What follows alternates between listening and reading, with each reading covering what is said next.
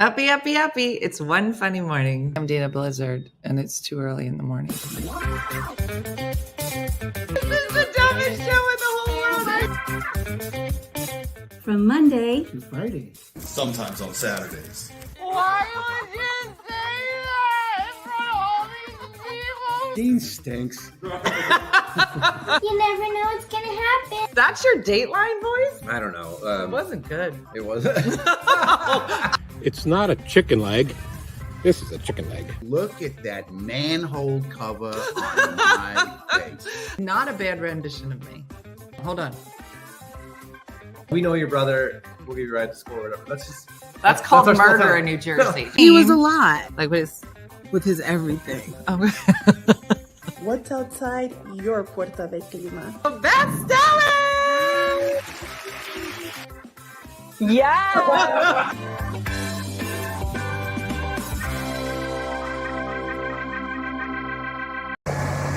Good morning, OFM family. Catherine Fife here from a dirty river in Illinois, Peoria, Illinois. Just here to say, uppy, uppy, uppy. Take it away, Dina. That was so cool. Good morning. Good morning. How is everybody? Oh, girl, it's Wednesday. How do I know? Because I was super tired from bourbon last night. Okay. Good morning, Kim from Texas, my people. She wrote, how is everybody? Girl, it's Wednesday. We halfway through the week. And I'm just going to be honest, no idea. You ever get to the point where your hair is just like, we don't know where we want to be. So this is who we are. It looks like I was in a boat this morning and I can't get it to go down. It's just doing what it wants. It is the epitome of curly girl summer. She was on a boat. She had a night last night. This girl. Just, yep. So there's that. Mm-hmm. Yes. Yep, that's the fun of curly girl summer. Oh yeah, Kim. If you missed some fun last night, I wonder how Mooney is doing this morning. Not sexy producer Michelle, but Texas Mooney. Mm-hmm. Yeah, she had a night. Yep. Mm-hmm. What? In the Tiffany Hall? Mm-hmm. Oh, Allie, I'm sorry. G-Pair don't care. Is that what this is? I don't know. LaFive, we're trying to wait to see if Mooney makes an appearance. Yeah. She probably busy. She probably got a special kind of hair. Mm-hmm. Can't control the frizz or the curls, Kezia. I'm telling you. This is like freshly washed. It's like by the third day, I look like a crazy person. It is what it is. Mm-hmm. She was on a roll of 5. Mm-hmm. It was a lot. Good morning, TikTok. It's a day. It's a day. Kim, it's doing its own thing. Did you flip your hair to the other side? Yeah. Allie, I'm not really sure which way it wants to go anymore. It woke up today and it was like, I don't know who we are. And it's just doing whatever it wants. So I don't know. It's a thing. Whatever. My kids go back to school after a Labor Day weekend. Counting it down. Only a couple days left with your kids. You do, Sarah. We all do. Good morning, Linda. I don't think Mooney's up. I think we're going to hear from Mooney like Friday morning. It's a whole thing. So, how is everybody doing today?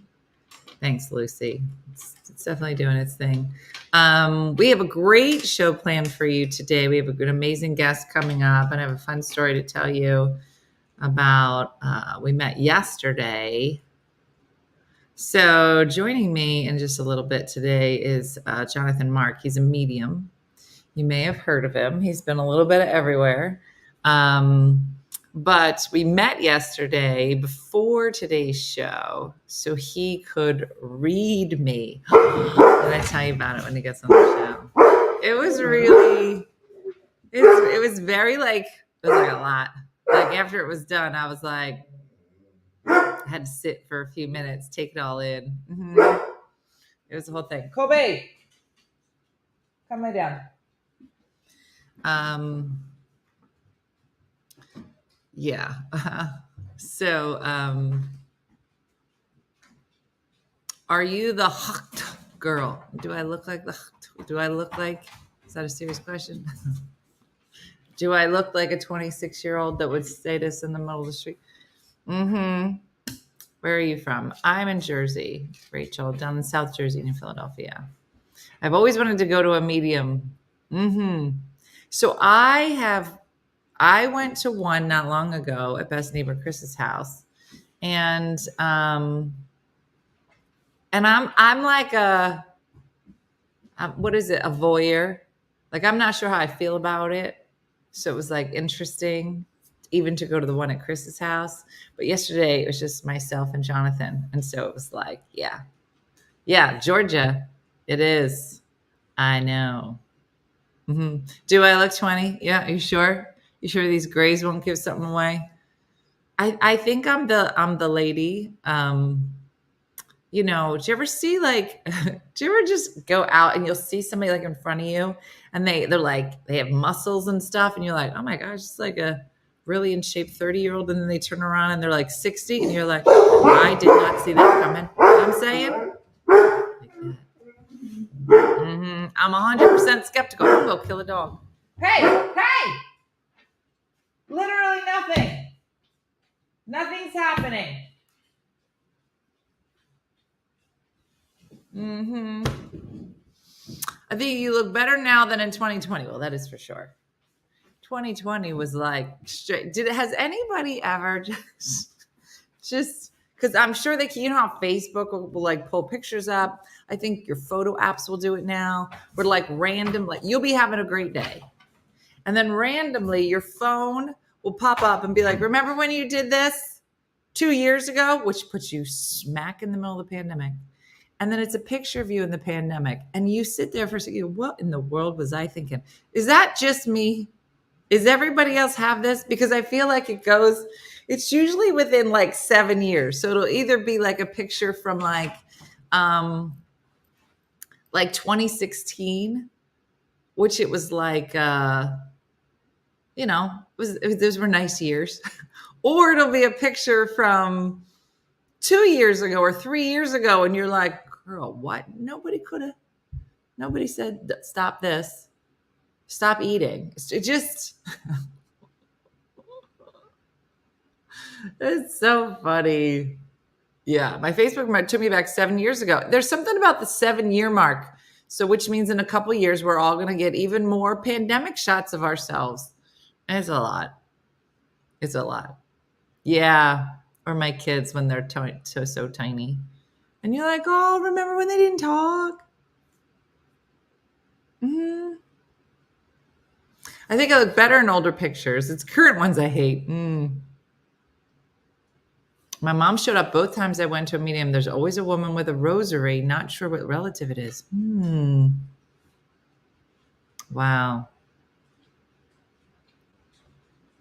Yeah.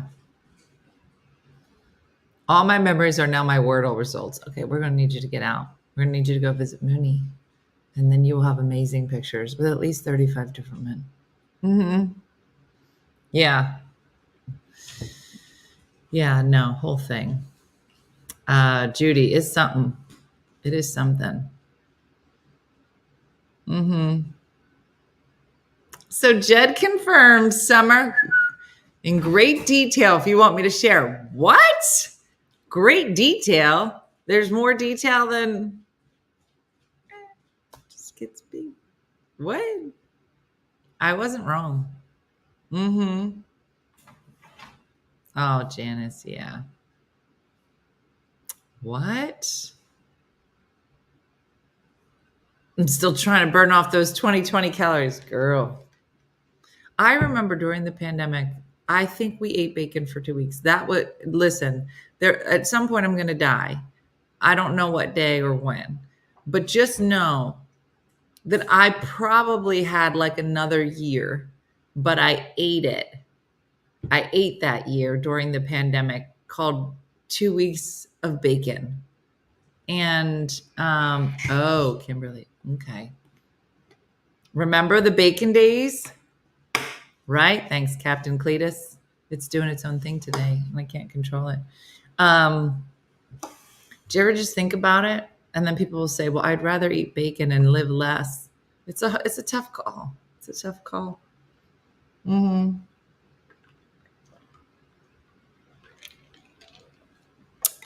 Those were good days.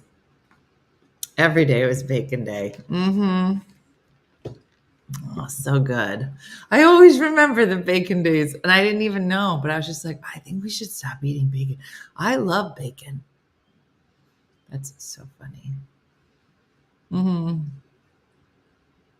Mm-hmm. I'm eating bacon and an omelet right now. I lost weight during the pandemic because I was hoarding food in case. I was like a guard at the fridge and pantry rationing the food. Girl, do you remember when my kids literally just ate cookies and we had a cookie court about it? Oh, yeah. Yes, Jen, always. Always. Mm-hmm. Wow, Cletus, you're not wrong. I wish I could just beat it. Mm-hmm. Having BLT sandwiches for dinner. Ugh. Thanks, Lisa. It's doing its own thing today. I'm not quite sure what you call this hairdo other than summer hair. Mm-hmm. Mine is flat iron straight. Thanks to cousin Danielle. Oh, we're opposites. Yeah. I know. I perfected my banana bread recipe during the pandemic. Anne-Marie, I've been craving banana bread. Mm-hmm. I never believed in a medium, but I went to see one with my coworkers. I don't think they have ever seen me cry so much. The woman told me everything that's true. Yes, Angela, it was around that time. I remember a lot of water chestnuts, croutons, and Red Lobster biscuits. You're not wrong. And also gumdrops. And then people were buying like our t-shirts, and if you were lucky, it came with a gumdrop. And I had to tell people, please don't eat these. You should never eat open candy in a box that came from a lady's basement in a pandemic. Like, that's not a sticker yet, but it should have been. Mm-hmm. My animal rescue group rescued a pig named Wilbur, so I don't eat bacon anymore. What? I know, Trina, too much. Muggate. Oh, good times. Good times. Maggie, it was definitely interesting. That is for sure. I went to a psychic once. It was really amazing. Yeah. So good. Anyway, so we are in our last few weeks of August. Hopefully everybody is made their final kind of summer plans. What is something that you haven't done yet for this summer that you're like, I need to do this in the next few weeks? I feel like if I was to make a list of like things that I have to do before summer's over, like there is an ice cream shop on the way to the shore. It's called Mr. Bill's. And anybody that comes down like this certain route, it's called Route 73 in New Jersey, on your way to the shore, knows Mr. Bill's. It's this ice cream shop on the side of the road in the middle of nowhere. And it's just this giant statue of this man. Like, think Jolly Green Giant. But I think Mr. Bill had an axe. I don't know. He was clearly holding something and it was stolen. I don't know when it was stolen, but it was stolen. Yeah, good food too. But Mr. Bill's has been there literally since I was a kid. So at least 50 years. So you have to eat there. Mm-hmm. A couple restaurants we have to go to before we move. Yeah. Back to work this week. We might go out of town Labor Day weekend, but that would be it Finished cleaning and purging crap from my house. Yeah. So you have to dip your feet in the ocean. That's a big Jersey thing. You've got to get, ice cream at like your favorite ice cream shop, some water ice, and it's got to be WOODER, water. Got to go for a bike ride somewhere at the shore, build a sand castle, all this stuff.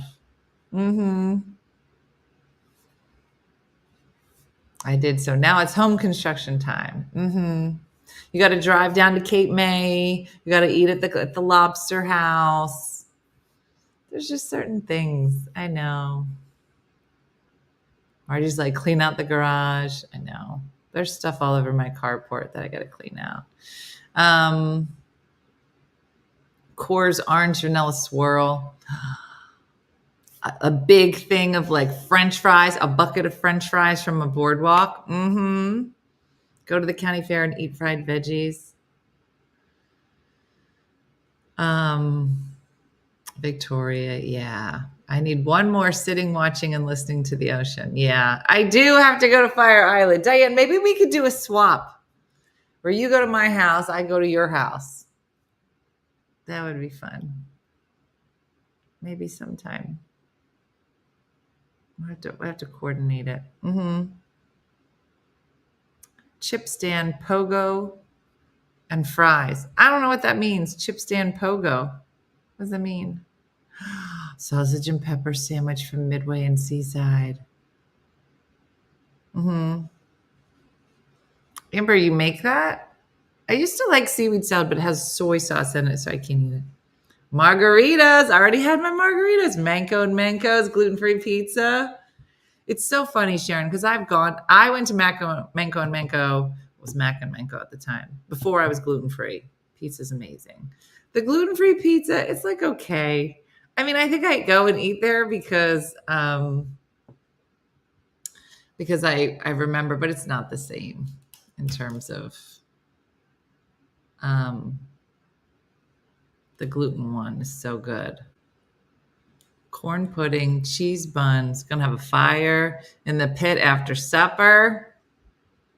Chip stand is a food truck. Chili cheddar omelet with a side of scrapple from Sunny Honey and Ortley. Raise your hand if you've never eaten scrapple. Raise your hand if you don't want to die. Those are the same question. Do you guys understand that? Anytime I'm out and somebody orders scrapple, I just stare at them and I just think how I'm going to miss them when they die. Am I the only one that does? Like, why would somebody eat that? Even the name of it, just the name of it just sounds like no one should eat it. They're like, you never heard of scrapple? Well, that means you'll live forever. What is it? I don't even know. It was like all the stuff that's on the floor that's smashed down, and they're like, we should package that.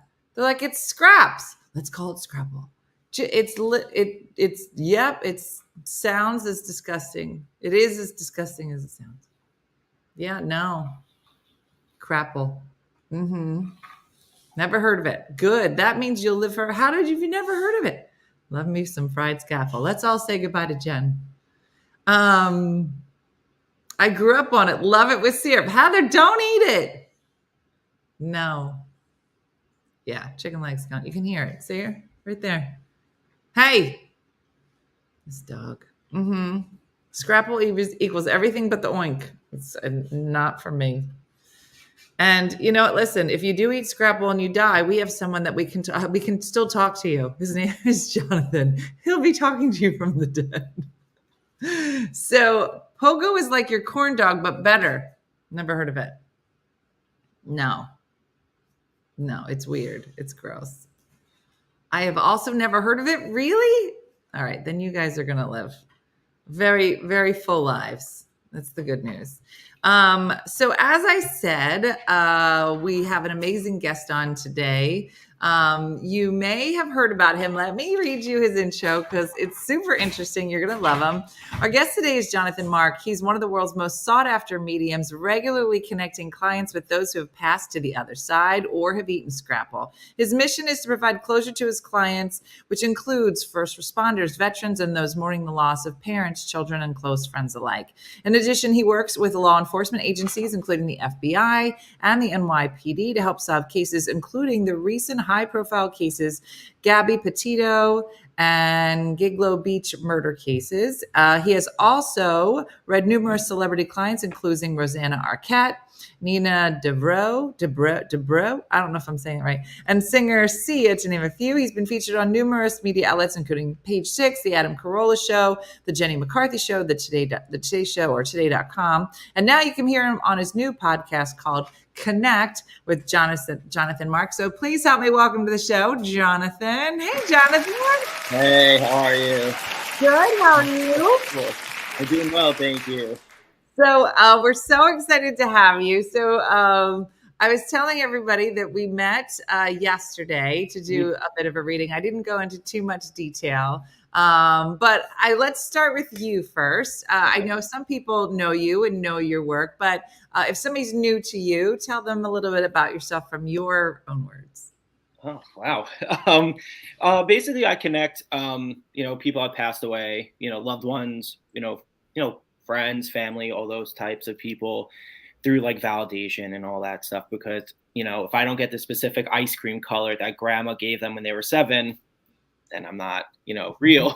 So I've just been, kind of doing this for a while now. I work a lot with law enforcement, like you were saying. And, that's been something that has been a true passion for me, aside from helping families, because that's also something that, I always want to do is help people. So it's been kind of a whirlwind, like I was telling you yesterday, like things like kind of something I wasn't planning on, like people knowing about me doing, turned into me, like now people know that I work with law enforcement and stuff. So it's kind of crazy.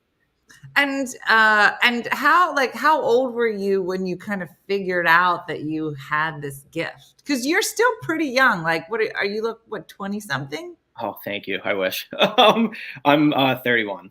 30. Oh, you're adorable. Yeah. Okay. Yeah. So how does one figure out that this is a calling? Yeah. So when I was young, around 4 or 5, like around that like age, my aunt passed away when I was 6 months old. It was my mom's sister, her like absolute best friend. And, just like with everyone, there's pictures of, our loved ones in the house. That's just, I think, what we all do, which is completely understandable. Like I still do that. I'm at my mom's house now. Mm-hmm. And, so when I was a kid, I would say that, and her name was Susan, that Aunt Sue is here. And then like everyone was like, that's cute. He has an imagination. Like he thinks he sees her. And then it was Easter. I'm pretty sure it was around Easter time because my entire family was, there. Right. And I woke up to my grandfather when he was still alive, my aunt's, my mom and my Aunt Sue's father. And I said, Susan's here. And he's like, okay. Like, he's like, yeah, that's so cute. Like, whatever. And then I kept pointing at like a jacket, and I kept grabbing a jacket, and I kept like, I was 4 or 5. I didn't know what like a denim jacket like was, but I kept pointing at my jeans, and like I kept pulling at like a jacket. Mm-hmm. And he goes, what are you doing? And I kept saying like Susie's wearing this. And I kept like screaming, like not screaming, but I kept like saying it.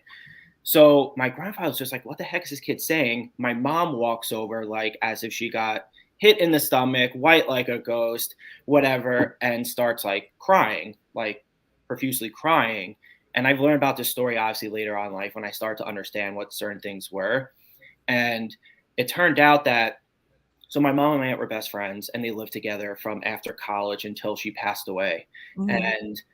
And there was this one jean jacket that they would steal from each other back and forth. And before, like after the service and after like the funeral and all that, people go to the cars to drive to the cemetery. Mm-hmm. My mom went to the car, turned around, walked back in by herself, and like as they were taking the casket out and stuff, and put the jacket in as people were leaving, and did it privately. So mm-hmm. my mom didn't tell my other aunt, her other sister, no one, just because she wanted it to be like a very intimate thing between her and Susan.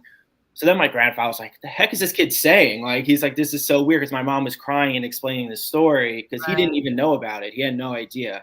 And then as I got older, I was like seeing things that again, like at an age I didn't understand what it was with other like family members, friends, parents, like very intimate, I guess like not great things, like not great things and stuff. So I Mm. wanted to be a normal kid. So I just kind of like pushed it aside and I wanted to play sports and hang out with friends.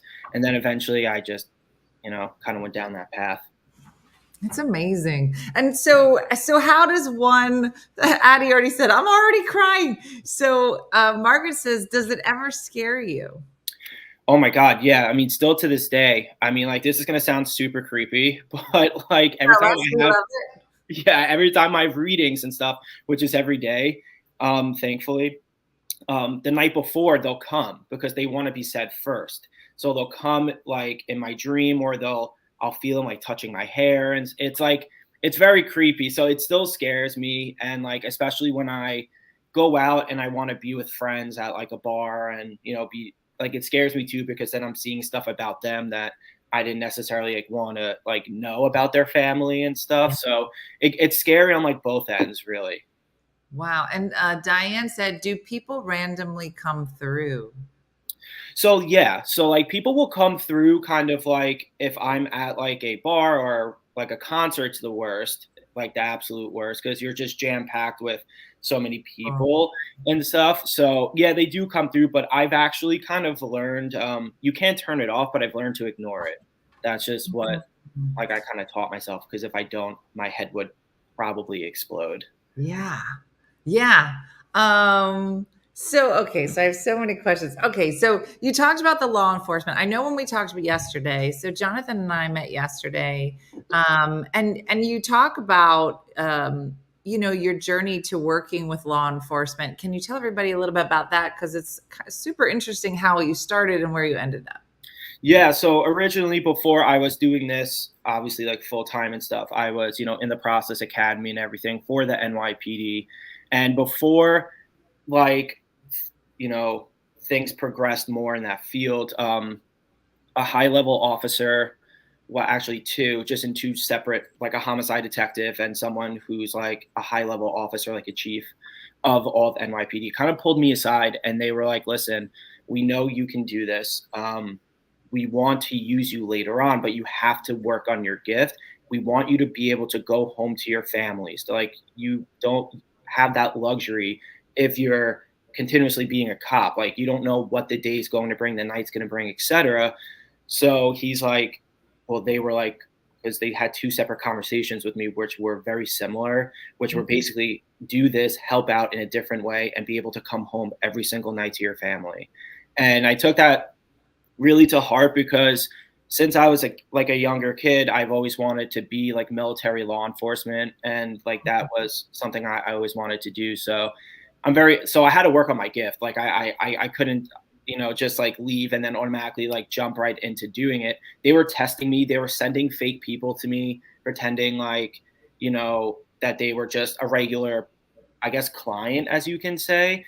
And they were like bringing people on that had cases. So like if there were real cases being brought to me, they were just being presented to me as like a normal client, and they wanted to see every year how I progressed. So they would constantly keep doing that. And I wouldn't know until later on, an FBI person who I work closely with, he told me that he was sending people from like different departments to come to me, males, females, like younger kids that are just fresh out of like law school, like things like that. So yeah, it's kind of interesting. So it's just, I mean, I was saying to Jonathan, yesterday how, we've been journaling with the supporter side and with people here, and really just kind of talking about like, what is your special gift? Like Jonathan's is really specific. Mine might be making people laugh, but I really do think everybody has like a special gift of some kind. And so, when you sit down, I can say to people, I think my gift is being funny, and they can decide on their own. But your gift is just received by people in such different ways, right? I'm sure there are people that are like, totally believe everything Jonathan says, totally on board, everything. I could sit with him and I could feel it. And, I even told you yesterday, like, I was like, I don't know if it's my thing. Yeah. I'm super intrigued by it, but I'm not like the first person to sign up. Like, how do you kind of deal with that if you do get, people coming to you that are like a little bit skeptical? Like, does that mess you up in your read, or are you doing what you do and you just see what comes through? Like, how does that go for you? Yeah, no, I mean, I definitely have. I mean, I have to work with law enforcement, military, so those guys aren't the most, receiving at times with certain stuff. But I just say sit down with me for 10 minutes because there's nothing more I can really like. I don't want to preach and try to convince someone without actually having someone experience it. Mm-hmm. So I just say sit down with me for 10, 15 minutes, and after that, you can kind of dictate your own opinion. Because at the end of the day, it's like I could say like this is real and whatever till I'm blue in the face, but until someone sits down and experiences it, then I don't think it would change anyone's opinion with it. So yesterday, would you tell us if anyone is coming through from us? Diane said. Yeah, I would, but it's 9:15 in the morning. Yeah, it's a weird thing. So we actually met yesterday. So it was just Jonathan and I on a Zoom, and we kind of talked through some things, and it was just really interesting because some of the things that we were talking about yesterday, and he was so great because he was like, listen, you don't have to tell me anything about this, you don't have to talk about it if you don't want to, but this is what I hear your dad saying. This is what he's really funny. But it's just funny because my dad was like a really kind of quirky fellow, Jonathan. So even when you were saying, you're like, your dad is really funny. Because I kept thinking, I can only imagine if he's saying something. It can't be anything that makes like a whole lot of sense to Jonathan. Even when he was here, it didn't make sense. So I was like, I don't know how this is going to go. But yeah, there were definitely things that he was bringing up that, and my life is pretty, out there, but there were definitely things that you were talking about that I haven't talked about online. And so, I think there's just something really lovely about the idea of, people having closure. Do you feel like that's a big part of, like, why do you think people are drawn to what you do? I think it's closure. Yeah, I definitely think they want closure because, even when people sit down and they, watch their family, friend, whoever maybe pass away in like a hospital room or in their home or whatever, it's definitely closure, maybe to some aspect, but like there's still obviously like unanswered things or just things that, because I try to be honest with people when I do readings, is like life is life, and as much as I try to stay in the positive in readings, really intimate, like personal things that maybe aren't considered like rainbows, unicorns, and butterflies and stuff come through, but that gives them closure, and like with the death, and also with like a situation that like they couldn't get the closure from because they're not here anymore, and like that kind of what keeps me going is like to see people heal after like with something. Like I had a reading yesterday, like probably right after you, honestly, probably like a few hours after you. And her, like aunt who raised her, like took her own life, like by a lake. And she didn't say a single word. Like, some people like you kind of didn't too. Like people just sit there and just like absorb kind of like what's going on. And then she writes an email, because my mom does my emails and stuff. She's the best. Shout out to my mom. But my mom sent me the email basically being like there was a situation that happened like leading up to it, and that she never got the closure from it 20 years ago. She got the closure from, or she felt like somewhat healed, not fully, because this cannot fully heal someone. I don't sit here and say like this will heal someone, but it puts you in the right direction, I would think, from what I've been seeing. So Jessica said, how long after someone passes can they be picked up and read? That's another really great question. So it's I mean, I guess it's a good and bad thing. I don't have like, I mean, like I'll tell if someone just passed. It could be like a week for me. Like, I typically tell people that you shouldn't go to a medium, honestly, until like a year or so passes, because you should grieve on like a human level. Like you shouldn't like rely on like a medium to help you take that next step. So like when people sometimes will come to me and they only lost someone and it was like a month ago, but it just so happened that they had the appointment and it just landed like that. I tell them, I go, listen, like, wait a year and come back. And I give, like, I don't want to take people's money like that. Like, that's not what I do this for. So I would say, like, wait a year, but like realistically they could come through in a day, in a week, whatever. But I just strongly believe people should grieve on a human level. That's so interesting because it's not something that I do on the regular, but I could see how if you were looking for some connection to that person that, yeah, you would kind of lean into what you do, where like yesterday's, and a lot of people have said it in the chat. Like, I feel like my mom watches over my kids and I, like, I feel like all of us, depending on where you are religiously, have different ideas. Like some people will see a bird and be like, oh, that's my dad, a certain sign of feather or something. But it was really kind of lovely to just kind of hear what he would say. It's been 2 years. And I think that, as a family, we've healed a lot and watching my mom kind of grow and all of that. So it is kind of lovely to even some of the things that you said yesterday that were hard. Can you learn to become a comedian? A medium, not a comedian. I was like, I don't think I have the comedian side in me at all. I'm like, I can try, but it wouldn't be, I don't think people would like it. So I don't like that when you talk to deaf people. They don't really like jokes in it. No. I don't think it would work. Can you learn to become a medium? Yeah. So I always like say this to people because people do ask me this. I feel like everyone can sing, but not everyone can sing like Frank Sinatra is what I always say to people. So I truly believe everyone has like a gift, whether it's like you're clairvoyant, a medium, a psychic, or, whatever. It's just how far can you push it? So like the long of short of it is like, yes, you definitely can train yourself to have like a certain ability, whether, like I said, it's clairvoyant, a psychic, a medium, but it's just like, how far can you push it? Like but yes, you can. Well, you say, so like, is a psychic somebody that sees the future, or a medium is somebody that is kind of between these two realms? Is that exactly? Okay. Exactly. And like I always tell people too with like the psychic stuff, it's tough because it's like there's so much free will that happens in life every day. So it's like to tell someone something's going to happen in a year or two, I think it's very it's not right to do to someone because you're like preventing like free will from like happening of like, if I tell you to go left and the roadblock stops you from going left, so you have to go right on like a highway or something. I don't want people to like overthink like, oh my God, if that happened, then like this screwed me up or whatever. It's like, I always tell people just let free will happen and like things will play out how they're supposed to play out, Yeah. So now Anne Marie said, where are you located, Jonathan? I'd love to do a sitting with you. I'm on Long Island. I know I was saying this to you yesterday. Everyone just drinks. All the mediums are in Long Island.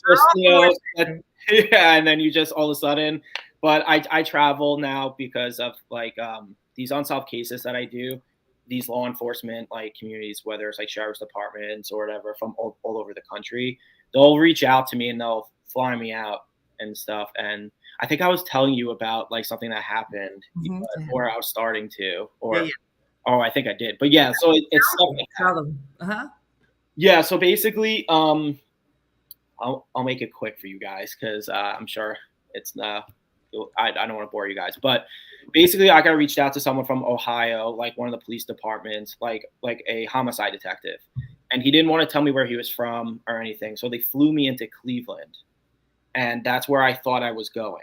I thought I was going to Cleveland.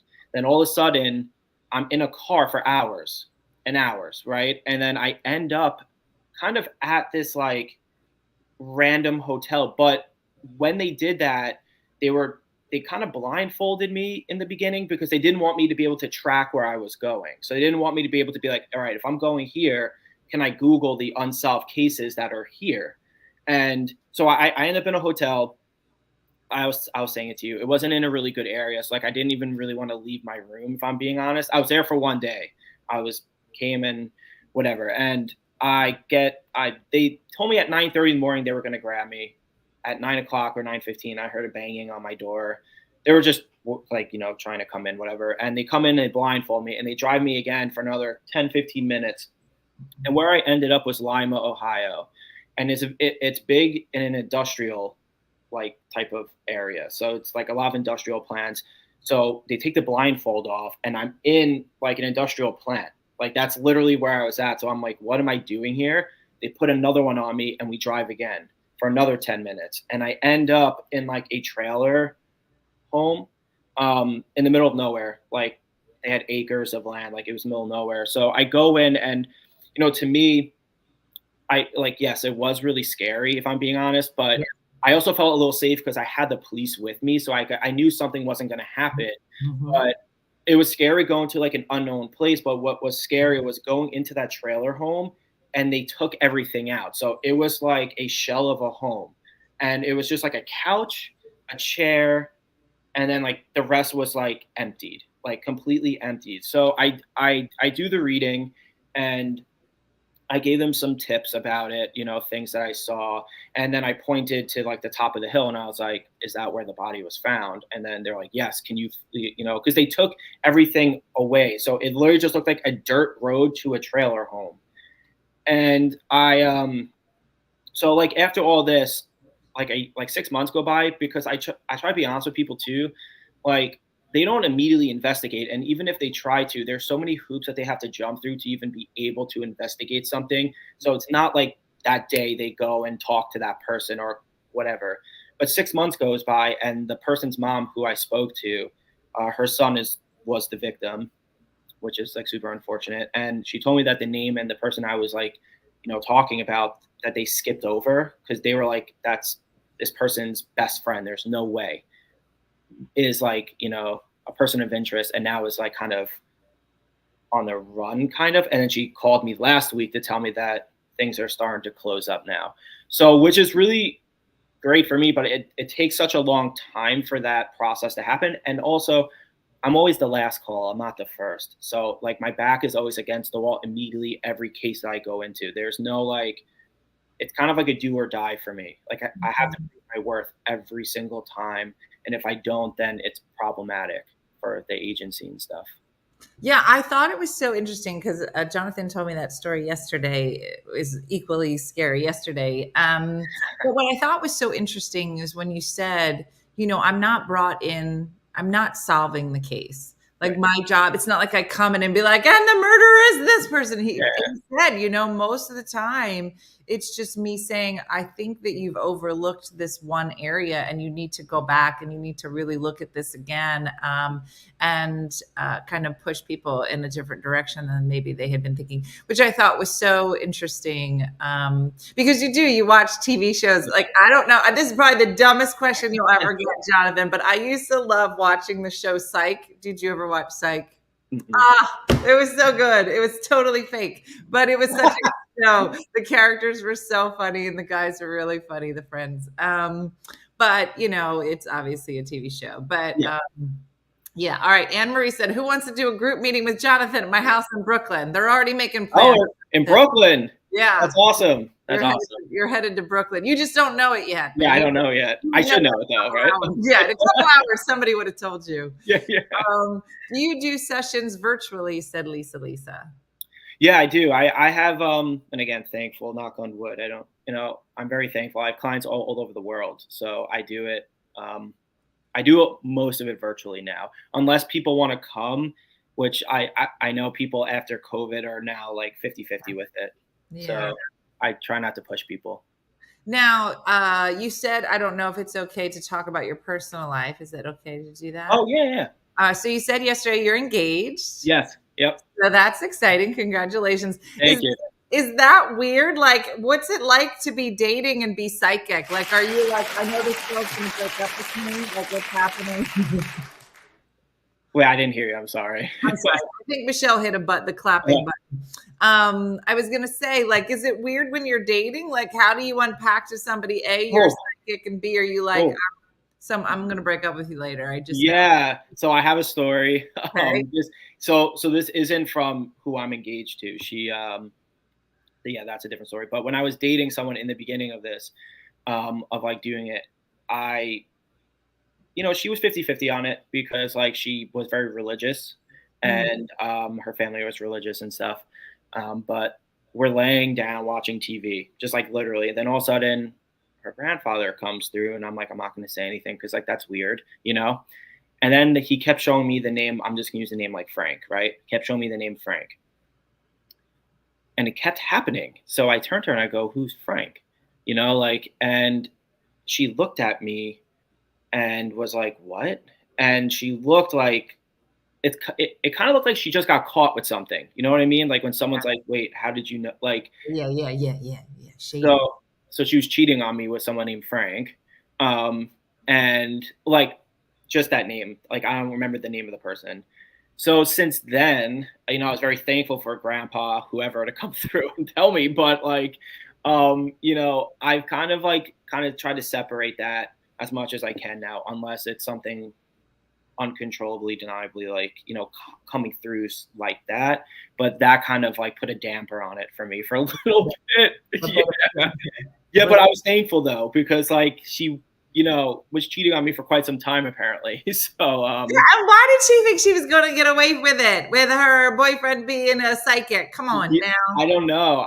And then when I told this story to like my family and stuff, they're like, "What the hell?" Like, you know, they're like, "What?" Like, I was like, "Yeah, I don't know. Like, this was a first, so I don't even know really what like I can't like explain it properly. You know, like it was weird." That's so crazy. Everybody is asking, have you met other mediums? Yeah. Like all the ones that you guys see on TV, I know. Yeah.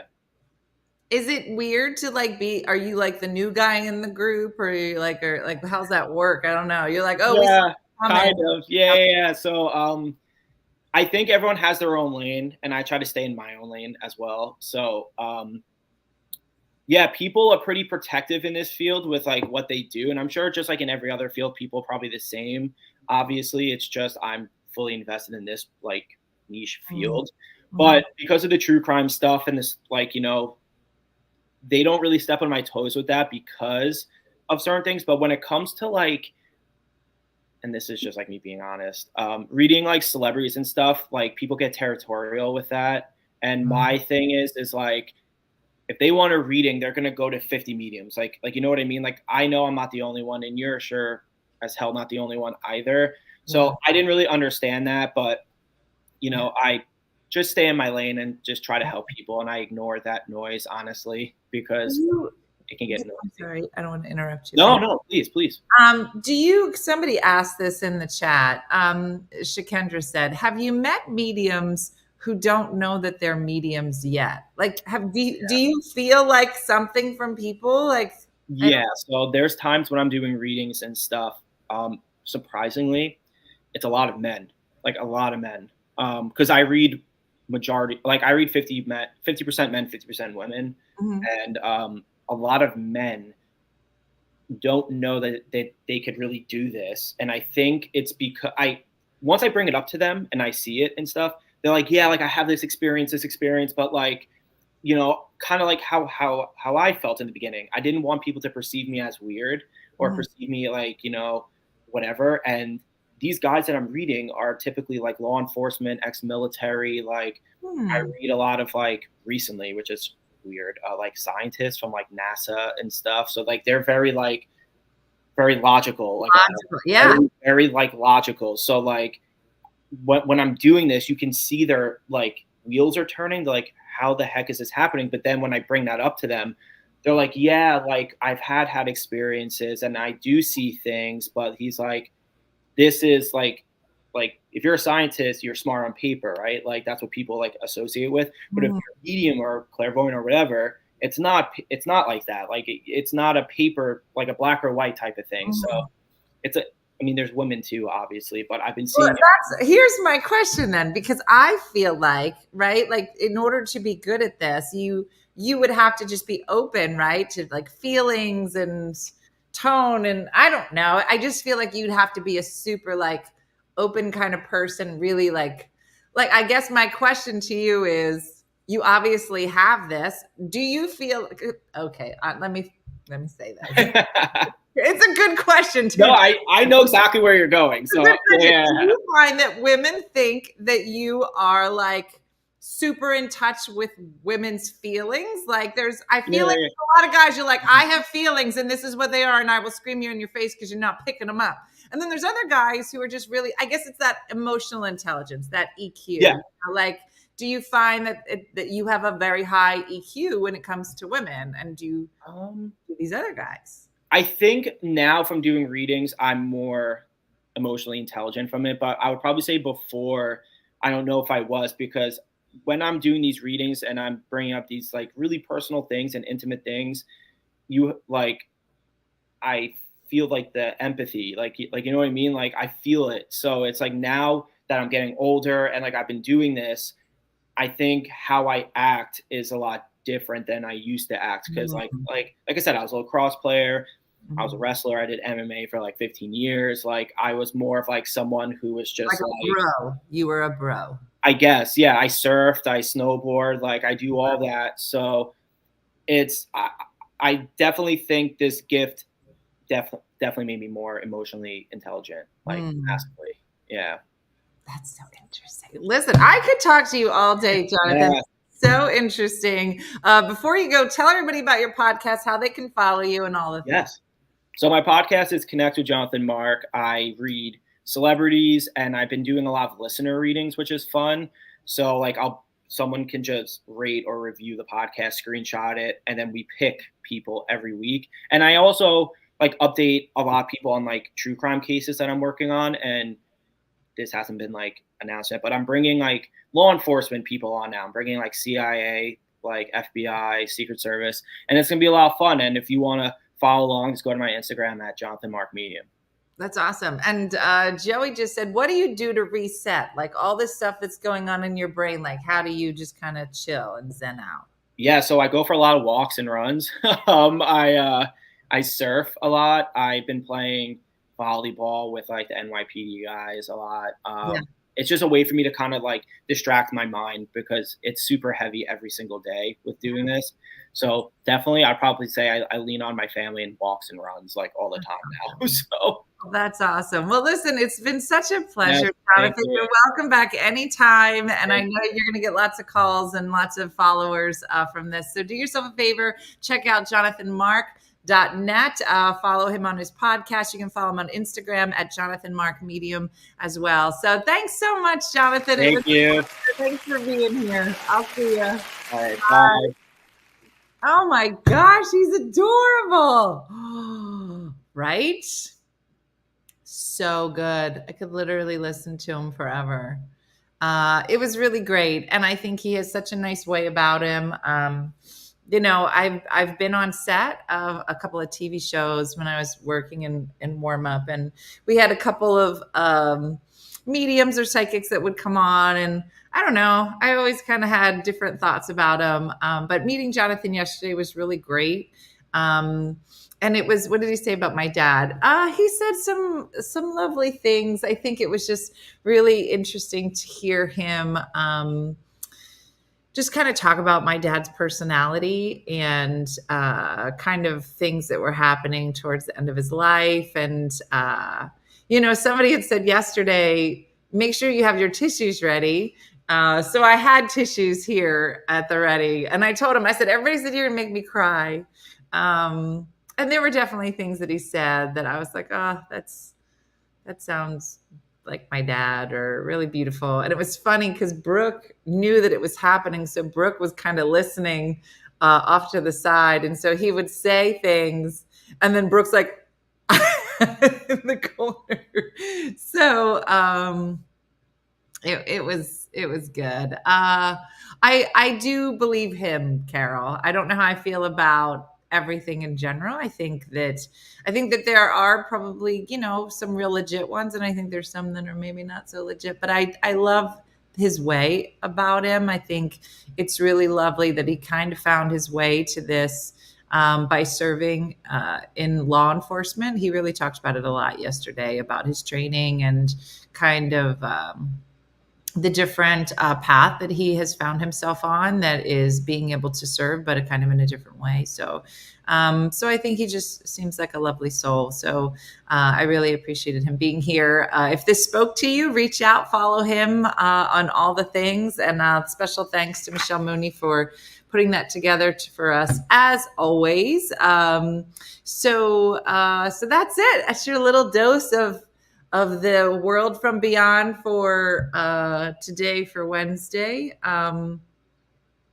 Yeah, Anna, I think they're all really different, and I think it's really like, I might meet somebody and like them, and then you might meet them and be like, I don't think that person's for me. Would Lady Di do a reading? Maybe. I would think she'd be open to it. I don't know. Since my side-eye game is strong. I know, Shakendra. I was really trying to control my side-eye, but I was also trying to stay open. I definitely find, like, I'm, in general, trying to stay open to certain things. So we'll see. But anyway, that's it. That's your dose of fun for today. And hopefully you have a great hump day. I'm going to go do some writing, as always. Got some stuff done yesterday. And that's it. So have a great day, everybody. Like Judy from Saskatoon and Good Time Andrea say, do something nice for yourself or others today. And we'll be back tomorrow morning with some more fun stuff. So have a great day and a blessed day. I'll see you. Bye. Hey guys, if you enjoyed today's morning show, make sure to follow us for more One Funny Mother content. Okay, all right. Morse code is tapping. And check out OneFunnyMotherStore.com for great new inappropriate swag. And for more exclusive content, consider becoming a supporter. She got a bad leg. Thanks again, and we'll see you tomorrow on One Funny Morning.